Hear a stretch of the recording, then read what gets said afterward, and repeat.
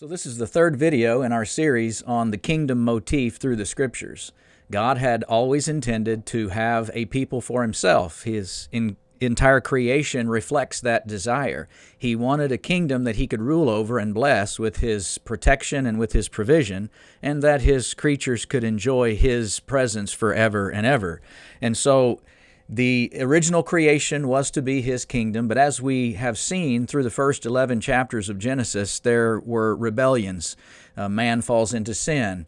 The sin of man continues to increase all over the earth. God continues to punish the sin and the rebellion, and it seems as if his kingdom purposes are defeated. And yet we're going to begin a brand new section of the Bible as a whole in Genesis chapter 12. In fact, the entire rest of the Bible is really the unfolding of the promises made in Genesis chapter 12, verses 1 through 3, to a man named Abram. But it's important first to see the connection between, for example, chapters 10 and 11 with chapter 12 and the call of this man Abram. Now, as we remember from last time, in Genesis chapter 10, you have the nations that are scattered all over the face of the earth as a result of the punishment at the Tower of Babel. But there are several important words that I want us to focus on because this will help tie in the promise to Abram. In chapter 10, verses 5, verse 20, and verse 21, you have the summary statements about the sons of Noah, Shem, Ham, and Japheth. But there are these words that explain the division, the scattering of the peoples all over the world. And these words are, for example, in verse 31, these were the sons of Shem, according to their families, according to their languages, in their lands, and according to their nations. And so those words are significant because they will show up again in God's promises to Abram in order to reverse this particular problem. The word nations, Goyim, in the original language, just has to do with people groups, masses of people in one place, of course, according to the lands on which they found themselves, which was a result of the confusion of the languages at the Tower of Babel. And so you're seeing these words that denote the scattering, and yet the basic problem is that men are in rebellion against God and one another, because it's in this table of nations that we were introduced to Nimrod. He began to rule. He began kingdoms of men. And so kingdoms carries with it the idea not only of groups of people or Goyim, but also the rule and the authority and the power that man vests within himself. And so what you have is a unified rebellion against God on the part of man, and the question, will God's purposes of his own kingdom be able to succeed?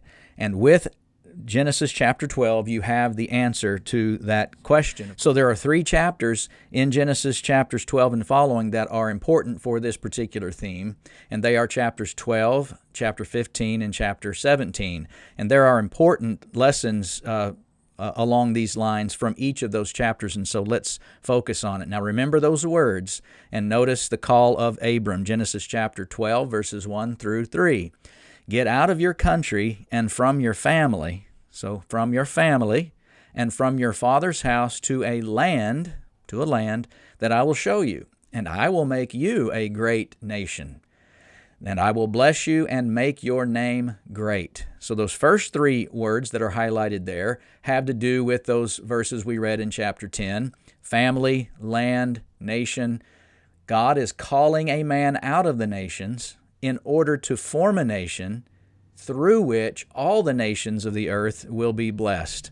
So that's the plan now that will reverse the problems that came in chapters 1 through 11. But he says, I will bless you and make your name great. Well, this ties into chapter 11, where the people at Babel were trying to make a name for themselves. They wanted to make their own name great. And, of course, that's not going to ever be successful ultimately. It must be God who exalts you, and then your exaltation will be proper. And so with this, God is making a promise. And the promise is, in verse 3, you shall be a blessing. I will bless those who bless you and curse him who curses you, and in you all the families of the earth shall be blessed. So there is the great promise of a reversal of all of the scattering and all of the rebellion across the world, and it is through Abram. And so Abram could be called kind of a new Adam, but God knew that Abram would be a faithful servant. In Hebrews chapter 11 and verse 8, you have, by faith, Abraham obeyed when he was called to go into a land that he would afterward receive as an inheritance. And he went out not knowing where he was going. So the Bible there commends Abram on his obedience, his willingness to trust God's promises and then to act on them in obedience to go out into a land that he would afterward receive an inheritance. It says he went out not knowing where he was going. That's a walk of faith. He didn't know where God was leading him, but he knew God was leading him. And in that, he is commended for his faithfulness. And so that's the idea of being called out of the nations in order to form a nation through whom all the nations would be blessed. But now the rest of the chapters following will show God working with Abram, Isaac his son, and Jacob his son in order to form this great nation that we're talking about. But the next chapter I wanted to focus on is Genesis chapter 15, and notice another phase in this work through this man Abram. Abraham has not had any children yet, and so he is wondering how God is going to fulfill this promise about his descendants. Since his wife, of course, is barren, they have not been able to have children for 90 years, and so it seems to be an impossibility.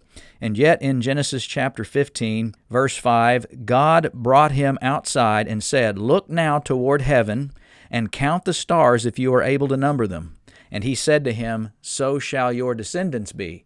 In other words, your descendants will be like the stars of heaven, innumerable in multitude. And so, yes, Abram, you will have a son, and you will have all of these descendants. Now, verse 6 says, "And Abraham believed in the Lord, and he, the Lord, counted it to him for righteousness." This is a key verse because the New Testament uses it on 3 separate occasions, Paul twice, and James chapter 2 one time, but it's talking here about a new way of justification, a new way of coming into God's care and kingdom. That is through faith, not by perfect obedience, but by faith. And so Abraham is the first example of this. God knew that Abraham would respond faithfully to the call, and he would therefore make Abraham the father of the faithful, and all who would follow Abraham in that kind of faithfulness would be Abraham's true seed and heirs to these promises that we're reading right here. The New Testament would make this case. Galatians chapter 3 and verse 6, "Therefore only those who are of the faith of Abraham are children or seed of Abraham, because Abraham believed God and it was accounted to him for righteousness." And that's the way that God is going to account righteousness to people's lives and bring them into relationship with himself. So I think this is a very important aspect of the call of Abram, not only to now show God's ability to continue to guide human history to the fulfillment of his purposes, but now to introduce to us in a very strong way the way in which man will be justified in the sight of God. And it will be through faith, not through the works of perfect obedience. And so James chapter 2, verses 21 and 23 explain that this is how Abraham was justified, because his works showed his faith in God. It wasn't about perfect obedience, but it was about loving and faithful obedience that demonstrated his faithfulness. In fact, in James chapter 2, beginning in verse 21, we read that you see that Abraham our father was justified by works. Do you see that faith was working together with his works, and by works faith was made complete? And the scripture was fulfilled, which said, Abraham believed God, and it was accounted to him for righteousness. And so the fact that Abraham believed God in Genesis chapter 15 was actually shown to be accurate and proper by what he did in offering his son Isaac on the altar several chapters later. The point is that that faith is something that was shown in obedience throughout Abraham's life. We're learning here about a new means of justification, and this is what the New Testament teaches about this. Now, chapter 17 is going to be the next passage that we want to look at, because here God changes Abram's name to Abraham, which means a father of a multitude. And here he's talking about a multitude not just of people, though that's true, but a multitude of nations. You will be the father of many nations, Genesis chapter 17, verses 4 through 6. As for me, God says, my covenant is with you, Abram, and you shall be a father of many nations. No longer shall your name be called Abram, but you shall be called Abraham, for I have made you a father of many nations. And I will make you exceedingly fruitful, and I will make nations of you, and kings shall come from you. And here, of course, where we're tying back into the kingdom terminology. Kingdoms have to do with the rule of kings over nations or over people groups called kingdoms.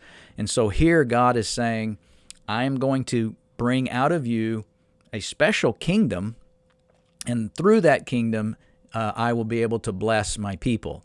Because God is going to work now through this particular descendant line, Abraham and then his son Isaac and his son Jacob, to bring about this great nation. And it's going to be through the nation that we know of as Israel that the Christ will come and therefore be a blessing to all of the nations of the world. So yes, God's kingdom purpose is not thwarted. It is not defeated. God is able, in His wisdom and in His power, to work all things according to the purpose of His own will. Ephesians chapter 1, verses 9 through 11. Paul would say in Romans chapter 11, verse 33 and following, "Oh, the depth of the riches, both of the wisdom and knowledge of God, how unsearchable are His judgments and His ways past finding out. It's of Him and to Him and through Him that all things exist. And it's to Him that glory and honor belongs forever and ever. Amen." Romans 11, 33 through 36. And so God's purposes will always be accomplished, even in the midst of circumstances that seem overwhelmingly to convince us that there is no possibility of them coming to pass. God is faithful, and God is to be praised for this. And so the kingdom in promised form found in the days of Abraham, Isaac, and Jacob will eventually then come to fruition. And our next point and next video will be talking about the kingdom in prototype fashion when God does bring those descendants to the mountain of Sinai in order to enter into a covenant, making them that great nation through whom all the nations of the earth will be blessed.